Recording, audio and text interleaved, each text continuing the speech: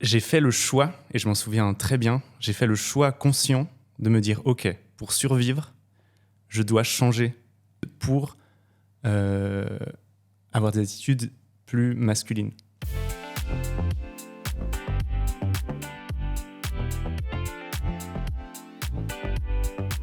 Ciao, bienvenue dans Le Valais en couleur, un podcast de l'Office cantonal de l'égalité et de la famille qui met en avant le vécu des personnes LGBTIQ.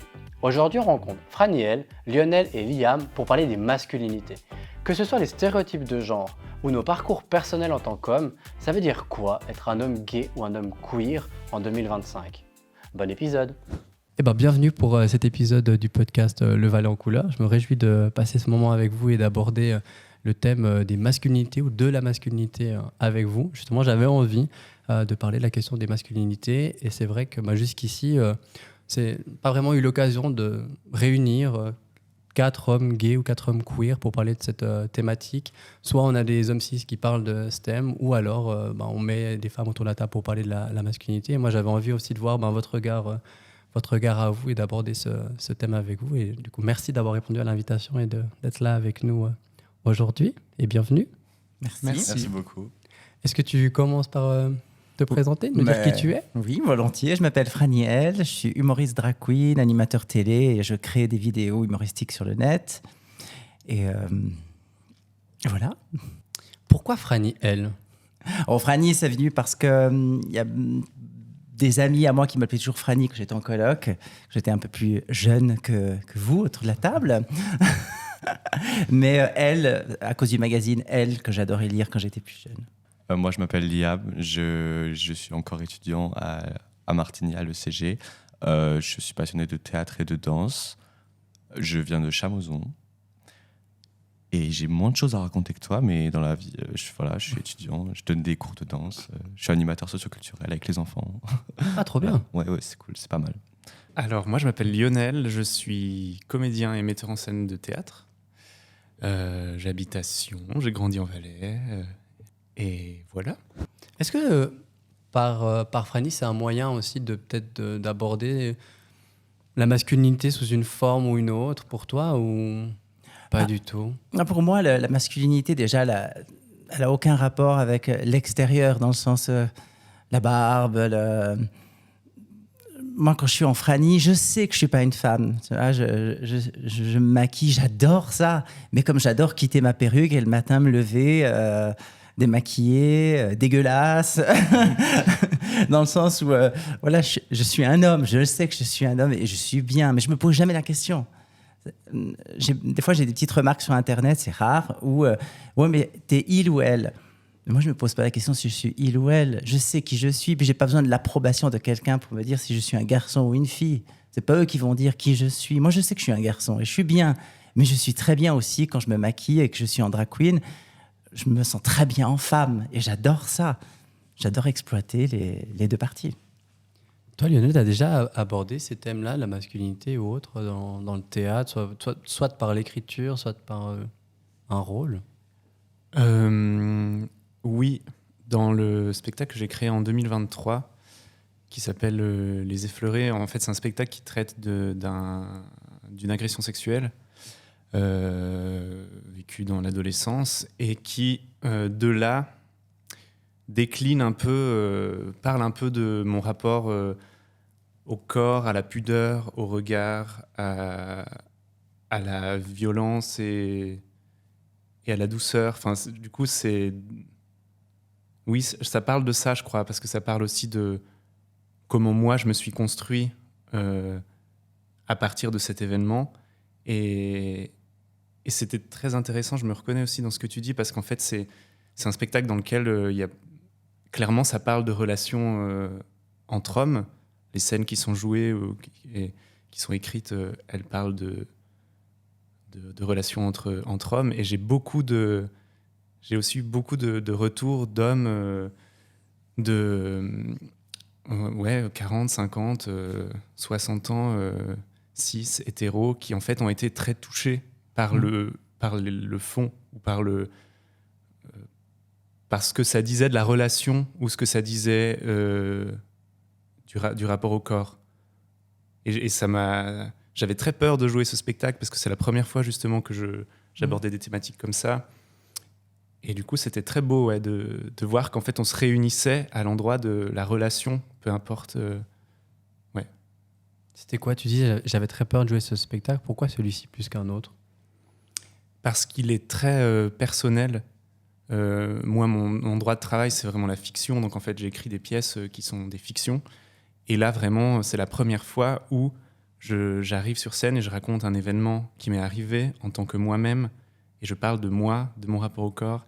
Et d'ailleurs, je le joue de dos. C'est un spectacle que je joue entièrement de dos. Et c'était aussi en rapport à cette pudeur, à cette crainte que j'avais de me mettre face aux gens et de dire voilà ce que j'ai vécu et voilà ce que je vis encore. Et du coup, je le fais de dos. Mais ça reste très intime et très... c'est pour ça que j'avais peur. En fait, c'est la première fois que j'abordais les choses sous cet angle-là. Est-ce que c'est facile de parler de masculinité, du fait d'être un homme, pour vous? Moi, le fait de parler d'être un homme ou de pas être un homme, moi, de toute façon, je ne me justifie jamais par rapport à ça. C'est-à-dire que même, enfin, je veux dire, j'ai les cheveux un peu longs et tout ça. Moi, le nombre de fois où je suis dans la rue, qu'on m'appelle madame, et ça m'est arrivé plusieurs fois. Et même des fois, il y a des gens qui ont cru que j'étais la maman d'une de mes potes. Hein. Je rigole pas avec vous, c'est vrai. Elle m'a dit, vous voulez offrir ça à votre fille? Non, mais je lui ai parlé normalement. Je lui ai dit, alors écoutez, non. Honnêtement, ça va, je ne vais pas lui offrir. Mais du coup, ouais, ça m'arrive quand même pas mal souvent où on m'appelle madame et tout. Et même maintenant, que quand on m'appelle madame, je me retourne. Parce que je sais que si on crie madame dans la rue, il y a des risques que ce soit moi. Donc je me retourne. Et la plupart, presque tout le temps, c'est le cas. On parle de moi. Alors que, à part les cheveux, enfin. Après, les gens, ils se trompent. C'est pas grave. Pour moi, il n'y a aucun souci par rapport à ça. Puis je vais jamais aller embrouiller les gens en leur disant ouais. Mais par contre, quand on me demande directement, moi, ouais, t'es un gars ou t'es une fille, c'est moi, c'est mon corps, c'est personnel. Je sais très bien, clairement, que moi, je suis un homme cisgenre. Je le sais, j'en ai conscience. Mais le fait que les gens, ils rentrent comme ça dans mon intimité, c'est une question, c'est très irrespectueux, en fait. Et du coup, je vais pas, encore une fois, je vais pas aller les embrouiller, mais j'explique que c'est très irrespectueux, que oui, je me sens comme un homme et je suis un homme, mais je n'ai pas à me justifier par rapport à ça. Et puis, moi, dans ma manière de me montrer de manière générale, je ne vais pas forcer le truc en montrant, regardez, avec les vêtements qui sont dits, entre guillemets, pour homme, regardez, je suis un homme. Personnellement, j'aime un vêtement, je vais le porter. Tu as dit plusieurs fois, je suis un homme et je sais que je suis un homme cisgenre. Qu'est-ce qui fait que tu dis, voilà, je sais que je suis un homme et je suis un homme cisgenre? Qu'est-ce qui en toi te fait dire? Quand je vis, moi, tous les jours, enfin, voilà, dans ma vie, je me pose plus la question et je me pose pas la question de mon genre, parce que si je me pose la question, c'est parce qu'il y a quelque chose qui s'est passé dans ma vie ou bien voilà, quelque chose qui se passe à ce moment-là qui fait que je vais me poser la question par rapport à ça. Mais moi, je ne m'affirme jamais, je ne vais jamais dire à voix haute « Hey les gars, si jamais je suis un homme » ou bien prouver quelque chose par rapport au fait que je suis un homme. Je ne vais jamais essayer de prouver, de le montrer. C'est vraiment pas une question que je me pose, moi. J'ai l'impression que de plus en plus, ce sont les autres qui nous demandent si on est il ou si on est elle. C'est les autres qui veulent savoir, en fin de compte. Nous, on sait. À part que, bien évidemment, on demande des droits, etc., pour les non-binaires, etc. Ça, c'est autre chose. Mais nous, dans notre vie, on sait qui on est. On ne serait pas là, les 3 ou les 4, si on ne savait pas qui on était. Et puis, effectivement, comme tu dis, je pense exactement comme toi, on ne se pose pas la question si on est il ou elle, on sait qui on est. Toi, tu t'es pas posé la question. À aucun moment, il y a une interrogation sur ton genre. Alors oui, quand j'étais très jeune, je devais avoir une dizaine d'années, je me suis posé pas mal de questions parce que moi, je regardais beaucoup toutes ces pin-up à la télé, surtout la télé italienne, puisque je suis de nationalité aussi italienne. Et j'étais ultra fan de ces femmes. Et moi, je me disais que je me grimais en elles. Quand ma mère partait travailler, elle était infirmière aussi la nuit, donc je m'habillais avec ses vêtements et tout. Donc je me suis posé la question. Puisque à l'école, j'avais jamais dit que j'étais homosexuel. Tout le monde le voyait parce que j'ai toujours été très efféminé, mais j'ai jamais eu l'occasion de parler de ça avec quelqu'un. Donc je me suis dit, mais est-ce que peut-être je serais pas une femme? Et puis en fin de compte, plus le temps a passé, je suis devenu adulte, et puis j'ai recommencé à me maquiller, à faire du drag. Et puis là, je me suis dit, ah non, c'est qu'en fait, j'aime aller dans ce corps de femme pour m'amuser, parce que j'adore ça. Mais dans ma vie de tous les jours, je suis bien en tant qu'homme. Salut, c'est Emeric. Je me permets une petite apparition pour amener un peu de contexte ou d'informations générales en voix off. Franiel explique qu'elle est une drag queen. Il ne faut pas confondre une drag queen avec une personne transgenre. Une drag queen, c'est une personne qui se travestit dans un cadre artistique ou de spectacle. Une personne trans, c'est une personne qui ressent une incohérence entre le genre assigné à la naissance et son identité de genre. Pour toi, être femme, c'est quand tu es femme en tant que Franny, tu endosses un rôle, tu enfiles en fait un rôle. Oui. Alors moi, je dis toujours que je suis le garçon, mais en femme. En fait, c'est moi, mais c'est une extension de mon moi masculin qui devient une femme. C'est pas une femme complètement différente. Non, mais tu vas endosser aussi tout le rôle du genre qui va avec. Ah oui, oui, alors là, je suis ultra féminine. Les paillettes, les faux ongles, le maquillage à outrance, parce que pour moi, c'est une ode à la féminité. Et j'ai envie d'apporter ce côté un petit peu glamour, que j'ai l'impression qu'il se perd aussi un petit peu chez les femmes pour plein de raisons, peut-être parce qu'elles ont plus envie qu'on les emmerde dans la rue. Donc, Est-ce que tu sens une différence dans le regard des gens quand tu as une identité de genre masculine en tant que Franny, ou est-ce que quand tu as une identité de genre féminine? oui, disons que le fait d'être en Franny, elle, avec ma perruque, c'est clair que tout d'un coup, les gens sont plus impressionnés. Il y a une espèce de distance, je fais 2 mètres de haut. Ça, c'est les talons. Ça, c'est les talons. Hein. Je suis assez jolie. Donc, les gens, il y a une espèce un peu de charme qui se crée. Donc, avec les hommes, oui. Alors là, c'est clair que quand ils me voient pas en comme aujourd'hui, par exemple, on me voit sans ma perruque, alors ils seraient beaucoup plus détendus, ils seraient moins dans la séduction. Mais dès que je suis avec ma perruque, alors là, on sent qu'il y a une différence. Les hommes sont beaucoup plus séducteurs avec moi. Les hommes hétéros, je dis. Mais j'imagine que c'est un petit côté pour rire aussi qu'ils le font. Mais il y a quand même ce truc qui change. Hey, c'est encore moi. Puisque l'on parle de masculinité, forcément, nous faisons référence aux stéréotypes de genre. Les stéréotypes, c'est des idées préconçues et simplifiées sur un groupe de personnes. Ils sont souvent basés sur des généralisations erronées ou exagérées. Par exemple, de penser que tous les hommes doivent retenir leurs émotions et leurs larmes, ou alors que les femmes sont moins capables d'assumer des postes de travail à responsabilité. Bonne suite de podcast. Et toi, Lionel, c'est quelque chose, le fait d'être un homme, la masculinité, c'est quelque chose avec lequel tu t'es interrogé, ton identité, ou pas forcément? Je me suis jamais interrogé sur mon identité de genre, donc j'ai toujours su que j'étais un homme cis et que ça n'a jamais été une question. Par contre, j'ai un parcours un peu plus chaotique avec les codes de la masculinité, ou en tout cas les codes qui correspondent aux normes. C'est-à-dire que quand j'étais au cycle, donc jeune adolescent, j'avais des attitudes dites féminines assez prononcées. Et en fait, j'ai beaucoup été insulté par rapport à ça quand j'étais au cycle. Je me faisais traiter de tapette, etc. Beaucoup. Et en fait, maintenant que j'ai bientôt 31 ans, j'ai un regard sur cette période et je me rends compte à la violence de ce qui s'est passé. En fait, j'ai fait le choix, et je m'en souviens très bien, j'ai fait le choix conscient de me dire « Ok, pour survivre, je dois changer mes attitudes. » Et j'ai observé les gars autour de moi, et j'ai modifié mes attitudes pour avoir des attitudes plus masculines. Du coup, je me rends compte à quel point c'est violent maintenant d'avoir dû faire ça. Mais je sens pas... je me sens extrêmement bien. Je ressens pas de décalage entre qui je suis et mon expression. Mais c'est vrai que j'ai dû faire ce choix un jour et je trouve ça très violent. Tu regrettes pas de l'avoir fait pour les autres?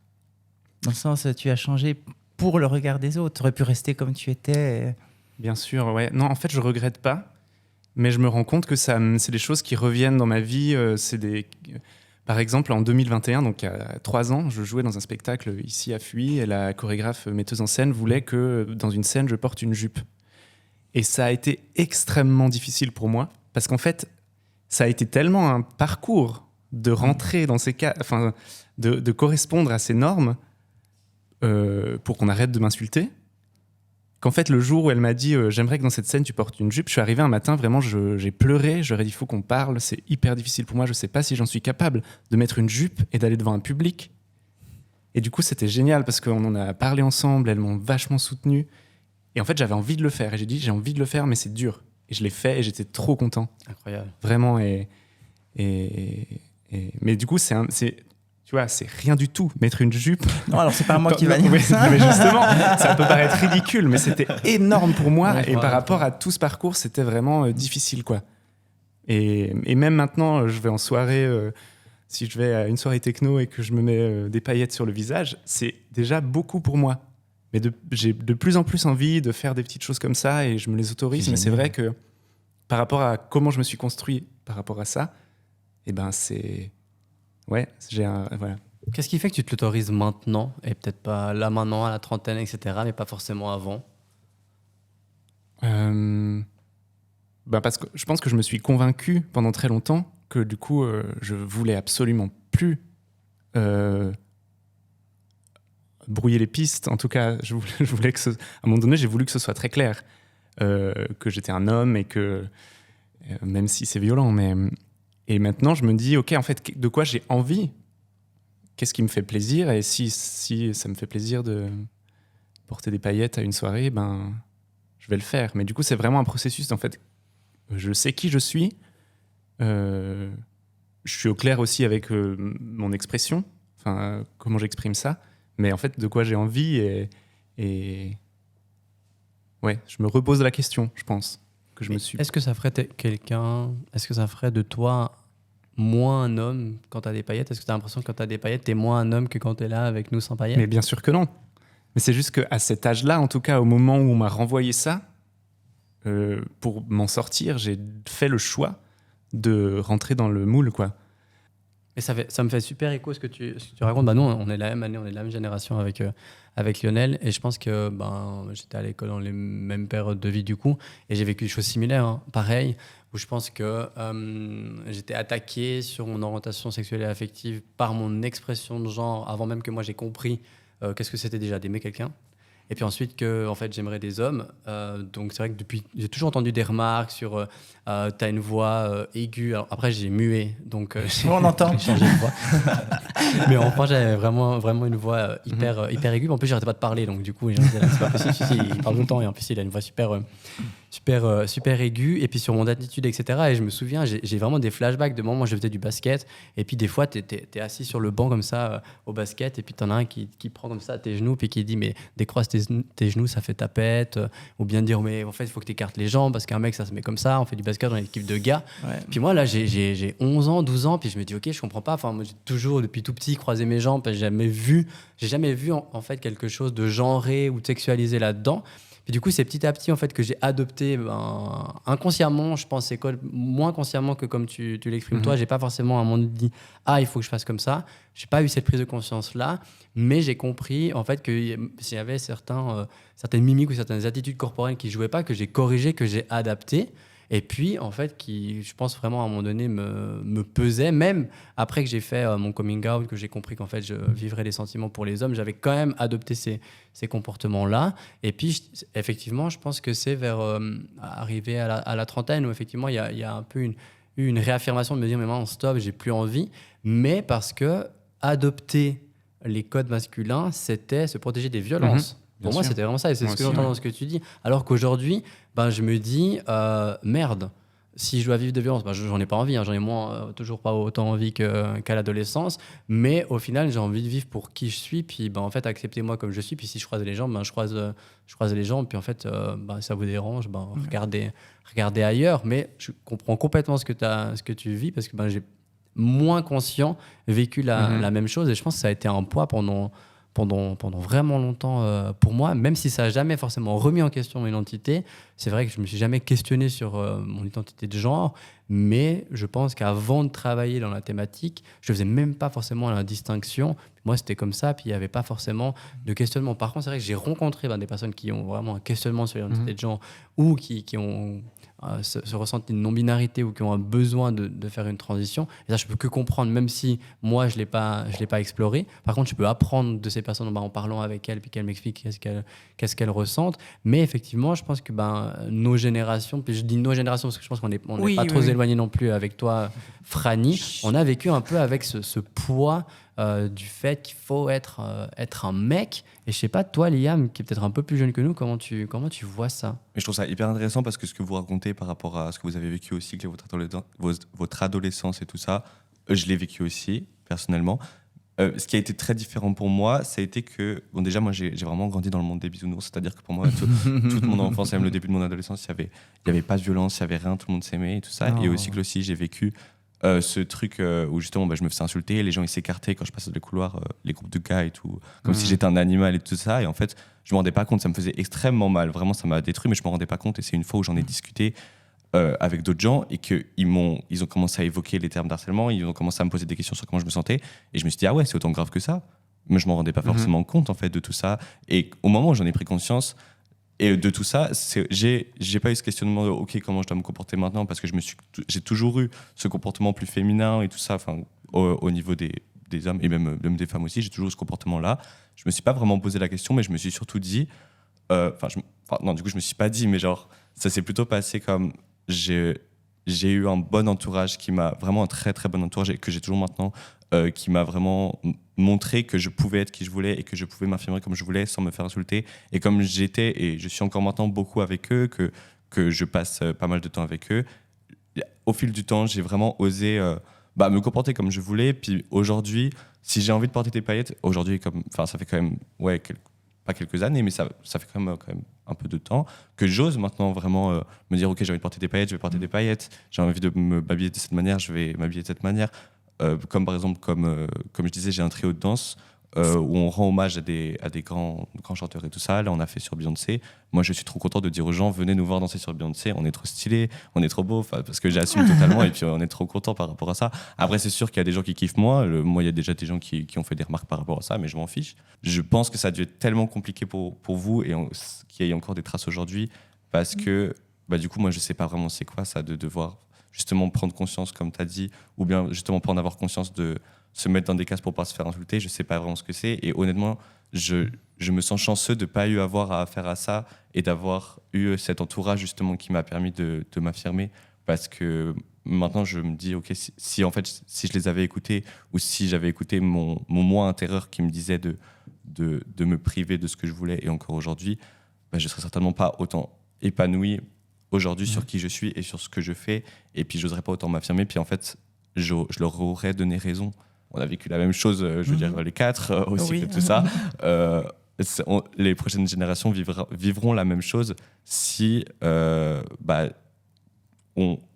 les jeunes de plus tard continueront à se plier à ce truc de violence, et de me dire que j'ai réussi à ne pas plier à tout ça et de faire comme je veux. Je me sens vraiment chanceux d'avoir eu ce truc-là et ce déclic-là, entre guillemets. Je pense que pour apaiser aussi les choses, je pense que les gens, il faut qu'ils comprennent que nous, on ne veut pas leur voler leur masculinité.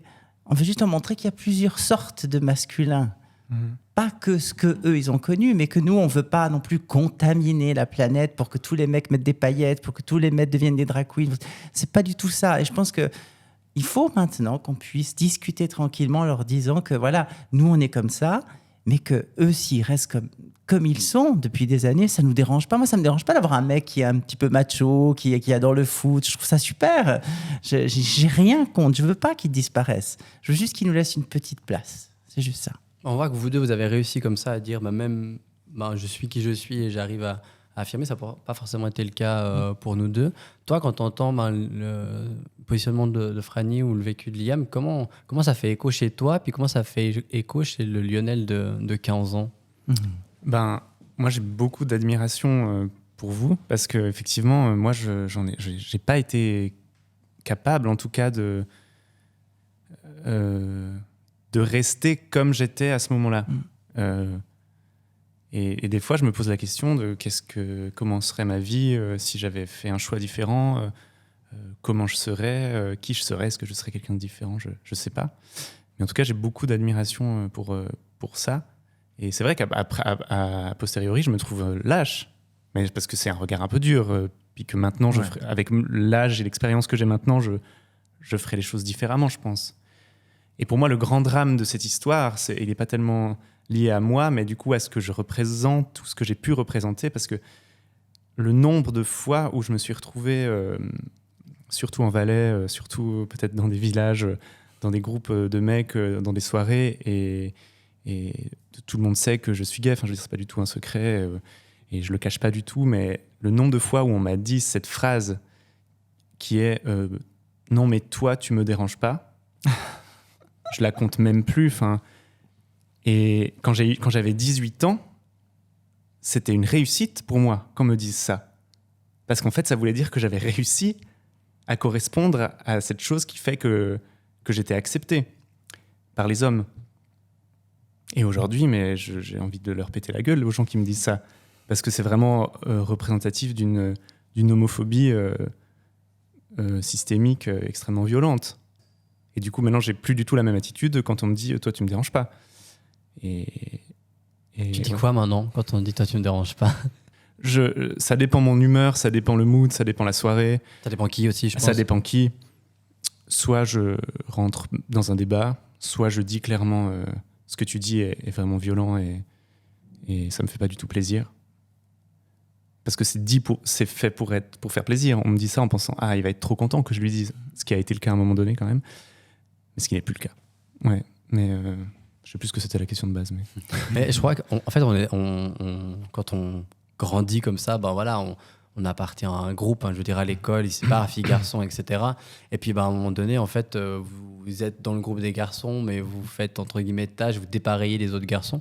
Et je pense que c'est naturel d'avoir envie d'appartenir au groupe des garçons. Nous, on a fait ce pas, effectivement, je pense peut-être de modifier notre comportement, puis comme ça, on passait peut-être un peu mieux dans le groupe des garçons. Pour autant, moi, j'étais tout le temps avec les filles, je traînais que des copines filles. Moi aussi. Voilà. Et je trouvais les gars inintéressants. Vous, ou toi, par exemple, dans ces séparations genrées, du coup, comment tu te sens dans un groupe de garçons à l'école ou comme ça, ou tu te mets pas dans le groupe des garçons? Comment ça se passe concrètement? En tout cas, avant, quand j'étais en primaire et même au niveau du cycle et tout ça, et même encore après, c'est quand même resté assez longtemps. J'avais que des potes filles tout le temps. Moi, je les aimais trop et tout, vraiment. Maintenant que j'ai justement eu tous ces questionnements et que j'ai réussi à m'affirmer, maintenant, je n'ai aucune peine à avoir des discussions avec des garçons hétéros cisgenres et je n'ai aucune peine à être ami avec eux. Et ce que je trouve hyper bien, c'est que j'ai eu récemment et tout dans ma classe ou bien dans un entourage des garçons qui étaient plutôt homophobes, qui étaient plutôt qui de base m'aimaient pas, mais j'ai réussi et je suis hyper content d'avoir des discussions avec eux par rapport à ça et à ce que eux me donnent leur point de vue. Pourquoi est-ce qu'ils pensaient comme ça? Qu'est-ce qui fait qu'ils agissaient de cette manière? Moi, je leur donne mon point de vue sur ce que je voyais par rapport à eux et on en discutait. Bon, c'est pas arrivé très souvent non plus, mais c'est arrivé, ce qui est déjà fou. Et j'étais hyper content. Et moi, je leur disais, mais tu viens de faire quelque chose quand même qui est hyper bien, parce qu'il n'y a pas tous les gars comme toi qui l'auraient fait. Et honnêtement, c'est trop cool que tu t'en aies parlé avec moi et que tu aies donné ton point de vue là. Parce que moi, même s'il ne change pas sa personnalité, même s'il ne change pas comment il pense, ce qui serait bien, mais bon, voilà, même s'il ne le fait pas, au moins, il a eu mon point de vue de quelqu'un qui est gay, qui est dit comme plus féminin et qui est plus maniéré et tout ça, comme ils disent. Au-delà de l'expression de genre, est-ce qu'il y a d'autres stéréotypes genrés comme ça qui sont un poids pour vous ou qui ont été un poids pour vous? Oui, moi je trouve qu'il y a je suis très sensible en ce moment, depuis quelques temps, aux mots et aux insultes notamment qui sont utilisées encore quotidiennement par tout le monde. Et je trouve que le stéréotype masculin, je dis dans une relation, dans un rapport sexuel, le fait qu'il y ait un pénétrant, un pénétré, et en fait c'est quelque chose que je trouve très violent aussi. C'est un cliché de hiérarchie qui est à la fois homophobe et à la fois sexiste, de dire à quelqu'un espèce d'enculé. C'est vraiment une insulte qu'on entend quotidiennement à tire-larigot, que j'utilise même des fois moi, c'est tellement ancré, mais c'est tellement violent. Et en fait, ça entretient ce stéréotype ultra violent du rapport de la hiérarchie entre la personne qui pénètre et la personne qui est pénétrée. Et ouais, ça me choque. Et c'est un peu... je sais pas comment agir sur ça, mais j'ai l'impression que c'est aussi quelque chose qu'il faut absolument renverser parce que Ces rapports de pouvoir entre les genres. Il y a quelque chose d'ancré qui fait que la personne pénétrée est inférieure à la personne qui pénètre. Ce qui reste un stéréotype profondément sexiste. Bien sûr. Et puis tout le monde dira non, mais c'est juste une insulte comme ça. Mais non, c'est pas juste une insulte comme ça. C'est extrêmement violent ce que ça véhicule inconsciemment. Franny et Liam, pour rebondir là-dessus, pas du tout. Alors, c'est-à-dire, je pense vraiment pareil que toi par rapport au mot et tout ça. Vraiment, je comprends totalement. Je vois comment tu penses Et moi, maintenant, quand on m'insulte de ça, mais pour rire, je réagis, mais de manière un peu plus drôle. Je dis, tu dis ça parce que je suis gay ou des trucs comme ça, je vais réagir. Je vais pas aller lui faire la morale, mais je réagis un peu en mode, en rigolant, je dis, parce que je suis gay, tu me traînes dans ça, mais un peu pour rire. Et en fait, je pense que, je sais pas si c'est le cas, mais peut-être que ça va la faire réfléchir par rapport à ça. Faut qu'on arrive tous, je pense, à se préoccuper un peu plus de ça et faire attention un peu plus à ce qu'on dit, comment on le dit, à qui on le dit, où est-ce qu'on le dit, et tout ça. Tu le disais tout à l'heure que c'était intrusif en fait quand des personnes te demandaient ton pronom ou bien supposaient que tu étais une femme. Là, on voit aussi, c'est intrusif en fait. C'est typiquement cette expression enculé, voilà, elle est intrusive dans l'intimité, dans la sexualité en fait. Et on a utilisé ce terme et vous-même vous le dites, c'est un terme qu'on utilise. L'injure, elle s'est comme banalisée alors qu'elle est de l'ordre de l'intime. Il y a comme un peu un truc de mal placé en fait vis-à-vis des hommes gays, des personnes LGBTIQ en général, mais des hommes gays aussi, où on va aborder, tu vois, quand on vient dire toi tu me déranges pas, ça suppose que tu es un bonhomme, toi on peut te sexualiser, etc. Enfin, il y a toujours un peu un truc, je trouve, indécent au fait qu'on soit des hommes gays. Moi je vois aussi des fois avec mon entourage des hommes hétéros en fait qui viennent te poser des questions un peu déplacées sur ta sexualité ou te faire des blagues en fait, de toujours te résumer à être un partenaire sexuel, à une sexualité, ou alors ton couple gay, dire en fait les couples gays font que de faire du sexe, puis ils détachent complètement cette notion d'amour, cette notion d'identité en fait, et ça je trouve assez lourd en fait à vivre au quotidien, parce qu'on allie ça avec l'identité qu'on peut avoir, l'orientation sexuelle et affective qu'on a, mais au final, on est catégorisé comme des hommes peut-être de moins bonne fraîcheur, de moins bonne qualité quoi, par rapport aux autres, alors qu'au contraire, on a plein d'autres plus-values que d'autres forcément n'auraient pas. Enfin, et j'ai l'impression que ça teinte un peu quand même le parcours de chacun de nous autour de la table. Puis j'ai l'impression que même... il y a par exemple il y a 2 semaines, il y a un gars, il m'a dit ouais et tout, je veux pas rentrer trop dans l'intrusif et tout ça, je veux pas que tu te sentes mal à l'aise par rapport à ça, mais sans prendre de l'ordre sexuel, même dans un couple gay dans la vie de tous les jours, est-ce qu'il y en a forcément un qui est plus femme que l'autre? J'adore. Qui de vous n'a jamais eu de questions intimes comme ça et intrusives? Oui. Qu'est-ce qui fait la femme? Qu'est-ce qui fait l'homme? Oui, ça. Mais c'est dommage parce que pour eux, c'est tellement logique. Pour ces hommes-là ou ces femmes-là, parce qu'un couple homme-femme, chacun a sa place. Mais ce qui est totalement faux aujourd'hui. Ce qui n'est pas vrai en plus. Maintenant, c'est plus du tout vrai. Il y a des hommes qui s'occupent de leurs enfants. Et puis Lionel a vraiment trop envie de réagir. Il y en a encore. Mais c'est plus. Moi, je pense que ça a beaucoup évolué. Mais ces gens qui disent ça, c'est qu'ils n'ont rien compris. En fait, le problème, c'est qu'on nous ramène toujours à notre sexualité. Mais c'est triste de dire qu'eux, ils voient en nous que deux hommes qui font l'amour, quoi. Enfin non, qui baisent. Bah oui, on fait pas l'amour, non. Qui baisent. Donc il y a que ça pour eux. Il y a pas comment ils se sont rencontrés, comment ils se sont aimés, qu'est-ce qu'ils ont envie de faire ensemble, quels sont leurs projets. Il y a pas ça pour eux. C'est que des questions par rapport à la sexualité. Alors pas tous. Moi, j'ai quasiment que des amis hétéros et ils posent jamais ce genre de questions. Mais peut-être parce que c'est des gens qui ont fréquenté des homosexuels, ils ont compris, ils ont vu aussi, parce qu'ils ont vu notre intimité avec... Moi, je suis marié, donc ils ont vu notre intimité, donc ils voient qu'il n'y a rien qui change, en fin de compte. Il n'y a pas la femme, l'homme. Donc, moi, je pense... Alors, chez toi un peu quand chez même, moi, non? un petit peu, ouais, mais... Il n'y a pas l'homme, la femme, enfin, Franny, elle est là. Moi, je ne fais jamais l'amour en Franiel. Hein, c'est ma question. Trop de couches à enlever. Tout le monde a voulu le savoir et nous, on l'a su sans le demander. Jamais pour le moment. Mais, Oui, vraiment, Attention. ça l'est toujours. Non, Faut mais je dans tiens quand même à l'essentiel. dire que autre chose que je trouve, là, on parle vraiment de peut-être plus du regard ou des questions de la part d'hommes hétérosexuels ou au sein même de notre communauté. Je tiens quand même à dire que c'est hallucinant à quel point cette chose-là est entretenue.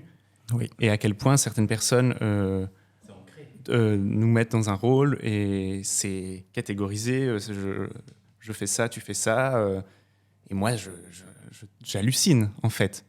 Que même à l'interne, ça fonctionne comme ça encore.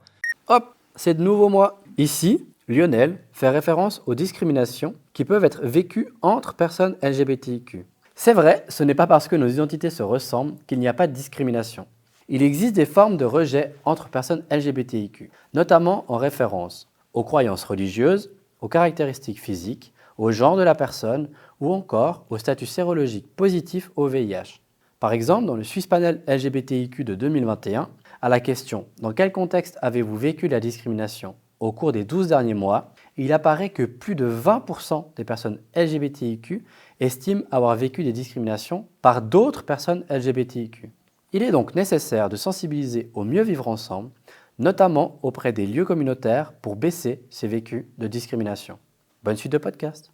Mais tu crois pas que c'est un boom, comme on a pu voir par ton parcours et le mien, que c'est des trucs qui ont été intériorisés pour... je veux dire, à un moment donné, on t'a dit t'es trop masculin, t'es trop féminin, soit masculin, etc. Puis qu'après, en fait, ces hommes gays, en grandissant, ont intériorisé tous ces stéréotypes, et même dans leur sexualité, et qu'au final, ils ont intégré ces rôles-là, Bien parce sûr. qu'en fait, ça les sécurise. Oui, c'est une conséquence de ce système et de ces normes, c'est sûr. Mais je suis d'accord, il y a une discrimination au sein même de la communauté LGBT par rapport aux gens. Moi, je l'ai vécu, j'ai toujours été efféminé et j'avais beaucoup de peine à rencontrer des gens parce que sur les réseaux sociaux, c'était tout de suite est-ce que tu es viril ou pas viril ? La première question qui vient tout le temps.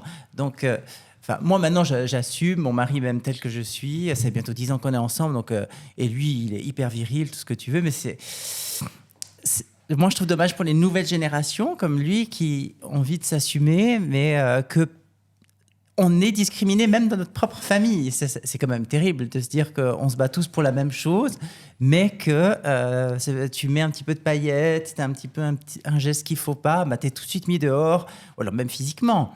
On voit le stéréotype de l'homosexuel, bien musclé, qui va au fitness... Et puis, je trouve ça hyper dommage et réducteur aussi dans notre propre famille. Il faut que ça change chez nous. On doit changer cette image-là aussi, c'est cette image de famille, de communauté. Moi, j'aime pas parler de famille, j'aime pas parler de communauté, j'aime parler de population, de personnes LGBTIQ. Parce qu'en fait, quand tu parles de communauté, tu parles de famille. On n'est pas censé rencontrer toutes ces discriminations, ces violences. Ouais. Et là, c'est quelque chose qui est ultra présent au quotidien. Moi, j'ai des propos lesbophobes, homophobes, transphobes, des groupes exclusifs, etc. Alors que la discrimination, la violence, on l'a vécu aussi. Moi, j'adhère pas à cette image. C'est pour ça, toujours un peu ces messages, on est une grande famille, on est une grande communauté. Non, parce qu'en fait, mon voisin me regarde mal, etc. Je suis une personne, puis on voit qu'on peut avoir des parcours similaires, on peut avoir des parcours très différents. Mais j'ai l'impression qu'on peut quand même contribuer à ce que ça évolue concrètement. Mais on voit que ça prend du temps. Si on prend nos parcours à nous, à 15 ans, il y a un positionnement, puis à 30 ans, il y a une évolution. Et puis, comme vous avez dit aussi tout à l'heure, entre deux, on a sûrement fait du tort aussi à certains. Et je pense que parfois, j'ai véhiculé des messages homophobes. Alors, ça paraît dingue que moi, je dise aujourd'hui, j'ai véhiculé des messages homophobes, alors que c'est mon travail tous les jours, que personne ne savent que je travaille dans le domaine, etc. Et je lutte pour ça. Mais à un moment donné, j'ai véhiculé aussi ces messages-là et j'ai dû déconstruire. Mais parce que j'ai été inséré dans un système dans lequel j'ai tout fait. J'ai entendu des fois des hommes dire moi j'arrive plus à dire que je suis un homme gay et tout. Je trouve que d'être un homme gay c'est trop lourd pour moi, etc. Je trouve qu'il y a plein de stéréotypes autour de l'homme gay qui me conviennent pas, etc. Est-ce que pour vous le fait de vous définir comme homme gay ou comme homme queer, c'est quelque chose qui est pesant, qui peut être pesant, qui a été pesant à un moment donné, ou c'est quelque chose au contraire avec lequel vous dites je suis à l'aise là-dedans et j'ai plutôt envie de revendiquer cette identité-là, pardon. Moi, j'ai pas envie de la revendiquer parce que je me considère simplement comme une personne, point barre, ni gay ni rien du tout. Je sais que j'aime les hommes, point. Je suis pas là pour me lever le matin et je me dis je suis gay. C'est vrai, tu fais pas ça? Non, je me pose jamais la question. Moi, je le vis. Point barre avec mon mari, quand on se balade, je dis ça c'est mon mari. Je me pose jamais la question. Je me posais beaucoup la question quand j'étais au cycle d'orientation, où là vraiment j'avais envie de le revendiquer. Donc je faisais exprès de faire chier tout le monde, d'être encore plus efféminé, mais je pense que c'était de la provoque, juste pour leur montrer que j'avais le droit d'être qui je voulais. Mais maintenant, plus, je m'en fous. Et puis c'est vrai que je pense que les gens le ressentent, les gens qui parlent avec moi et tout, ils me demandent jamais, même si les gens me connaissent maintenant en général à cause du fait que je suis sur les réseaux, à la télé, etc. Donc ils connaissent ma vie privée, Mais je me suis jamais caché. Par exemple, avant, quand j'ai été formateur dans la banque, quand je me présentais le premier jour, je disais toujours, ben, voilà, je m'appelle tel et tel, et puis je suis marié à monsieur. Mais je disais pas, alors, si jamais je suis homosexuel, hein, je suis marié avec un homme. Donc non, ça pas. Et je pense que si on le fait comme ça, si on vit naturellement, sans penser à ce qu'ils vont penser, ça passera mieux. En tout cas, ça, c'est mon leitmotiv, à moi. Lionel? Mais c'était quoi la question déjà? Oui, je disais, il y a des hommes, en fait, j'entends des hommes gays me dire, ouais, moi j'ai de la peine à me définir comme un homme gay, enfin, c'est quelque chose qui me pèse un peu, enfin, tous les stéréotypes qu'il y a autour de l'homme gay. Et je demandais du coup si pour toi, être un homme gay, ça avait été complexe, c'est complexe, ou c'est plutôt une envie de revendiquer une identité? Pour moi, non, c'est pas complexe du tout. Et ça l'a jamais vraiment été à partir du moment où j'ai fait mon coming out. Et la revendication, au quotidien, je pense que je me reconnais assez dans ce que tu dis, c'est-à-dire que juste je vis et je parle de ma vie en disant la vérité. Mais après, je pense que ça dépend aussi dans quel cercle je suis, à quel moment, en réponse à quoi. Je peux faire le choix aussi d'aller plus dans la revendication parce que je me sens tout d'un coup responsable à ce moment-là de dire quelque chose. On arrive à la fin, même si j'aurais encore envie d'aborder tellement de choses avec vous, je vais vous garder pour tout l'après-midi en fait. Remuez un peu le tas et puis choisissez une question au hasard que vous lisez et puis tu auras la liberté de répondre ou pas. Et puis peut-être que les autres auront envie de répondre aussi à la question. Alors moi, ma question, c'est quel est ton rêve d'enfant? Alors, mon rêve d'enfant par rapport à moi, ma personnalité, du thème là, ou mon rêve d'enfant de manière générale? Non, toi, Parce que en général. Mon rêve d'enfant, c'était d'être mathématicien. Donc, ce qui est très assez paradoxal pour dire que je suis toujours autant fan des maths. J'adore les maths. Mais aujourd'hui, je suis plus dans tout ce qui est théâtre et tout, danse. Donc, c'est un peu drôle quand je dis aux gens que je suis hyper fan des maths et tout ce qui est science. J'adore ça. Je trouve ça trop intéressant. Quand j'étais petit, je voulais vraiment être mathématicien et j'adorais ça. C'était vraiment mon rêve. Je réfléchis en même temps. Comment s'appelait ton premier amour? Oh, il y en a eu tellement. Non, mais alors elle s'appelait Sophie. Oh. Vraiment en enfantine, je suis arrivé le premier jour. Je me souviens, on était assis sur des petits trucs carrés en cercle. Et le premier jour, j'étais amoureux de Sophie. Voilà. Oh. C'est chou. Coucou Sophie. Coucou Sophie. Ça fait très longtemps qu'on s'est pas vu. J'espère que tu vas bien. En enfantine, moi, j'en avais quand même plusieurs. Hein. Oh et en fait, là il faut savoir là. qu'aujourd'hui, c'est toujours mes amis que j'adore. Et du coup, au fur et à mesure, une par une, je leur ai dit si jamais en primaire, j'étais fou amoureux de toi, quoi. Mais la toute première, vraiment la toute première, je crois que c'est mon amie Oriane. Et on était en deuxième enfantine. Et je me rappelle qu'en première enfantine, elle n'était pas là et tout. Et elle est arrivée en deuxième enfantine. Et il y avait eu, à la fin de la première enfantine, je me rappelle très bien, on avait reçu un livre et il y avait les photos des élèves qui allaient arriver l'année d'après. Et j'ai vu Oriane. Et je me suis dit, wow. Dès que je l'ai vue, je me suis dit, elle, dans ma poche. Finalement, aujourd'hui, elle est lesbienne, je suis gay. Donc bon, ça J'étais des âmes sœurs. Oui, exactement. Qui est la personnalité queer que tu préfères? Je pense sans hésiter Lady Gaga. Je pense qu'elle a montré la route à plein de gens, d'être qui on veut être, comme on veut être. Et puis c'est un caméléon. Et puis je me considère aussi un petit peu comme un caméléon dans ce que je fais. Donc je pense Lady Gaga. Est-ce que vous avez un petit mot de la fin? Quelque chose que vous aimeriez partager? Moi, j'allais dire non et en fait, oui. Je pense que peu importe ce qu'on vit, ce que vous vivez, et je m'appuie aussi sur ton expérience, entourez-vous de gens que vous aimez, qui vous aiment et qui vous respectent pour qui vous êtes et comment vous êtes. Je pense que c'est très important. Faites comme moi. Je suis un bon exemple. Mais c'était cool les copains, merci. À fond. C'était génial, adoré. merci beaucoup. Ça, C'est chouette. chouette. On Super espère chouette. que ça vous a plu à vous aussi. Plein de bisous. Partagez. J'espère que ce moment passé avec nous t'a plu. Si tu cherches des informations complémentaires sur les sujets abordés ou que tu aurais besoin d'en parler dans un espace bienveillant, les lieux suivants existent en Valais. Je te partage leurs adresses en description.